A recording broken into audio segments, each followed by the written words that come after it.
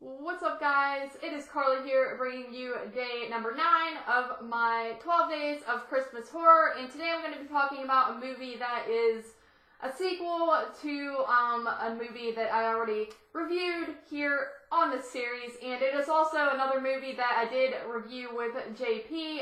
Yes, I am guilty. I'm kind of just going through the Christmas horror movies I have in my collection for the most part here. Like I said before, if this goes well, next year I'll probably try to review different stuff that I haven't seen before and kind of branch out, because I know there's a lot of good Christmas horror movies out there that I still have yet to see and would really like to get to, but I kind of did this last minute, so, I'm just kind of talking about what I have and kind of going with the flow here. But the movie I'm talking about today is Silent Night, Deadly Night Part 2. Of course I have this, VHS, and it's really not the greatest of quality, unfortunately. I would love to get the Scream Factory edition, but, it's kind of expensive, and the movie itself isn't really the best movie in the world, spoiler alerts, but, it would be a cool thing to have. But I only bought this, honestly, because we were doing the reviews, me and JP, last year, so I bought all the Silent Night, Deadly Night films besides Part 1 on VHS, just so I could have them, and we could review them, in these single editions. So, but with that being said, Silent Night, Deadly Night Part 2, this movie follows Ricky, who is the little brother of Billy from the first movie, and he has kind of fallen into his brother's footsteps and has committed some murders. And the movie, starts out with this Ricky character. He's in a mental facility awaiting trial, and he's being interviewed to try to figure out why he did these murders. So that's kind of the idea of this movie. The movie, of course, if you have seen it before or if you're familiar with it, it is basically an entire retelling of the first movie, and that means it literally has the first movie in it, and it is just this Ricky character kind of telling what took place in the first movie with Billy and all that. And I don't think there's a scene that they leave out from the first movie. You get like every single killing, everything from the beginning of the film and all that. So if you're going to watch this movie and Part 1, I would not recommend doing a double feature. This is probably, out of all the movies and their sequels in the world, the worst thing to ever do a double feature with, just because you're literally just rewatching the first movie again in a, different set light. It's just Ricky is kind of narrating over it and trying to make sense of things.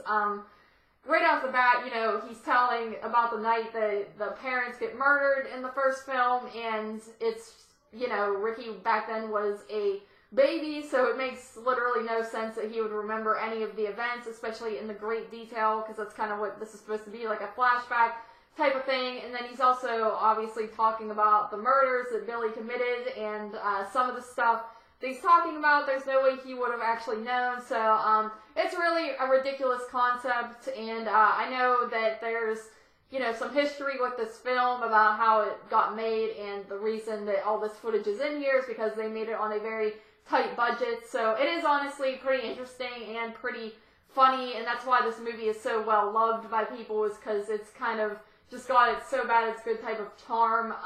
You do, of course, after you get this whole spiel where they're showing the first movie, you get scenes with Ricky, and you see what happened where he kind of goes insane and goes on this killing spree, and that is all very entertaining as well. This guy who played Ricky, I forget what his name is in real life, but he is just a character in himself, and there's no one else in the world like him. He's just so overacting, and he just has this perfect just look to him that's kind of really silly. So it's very, very entertaining.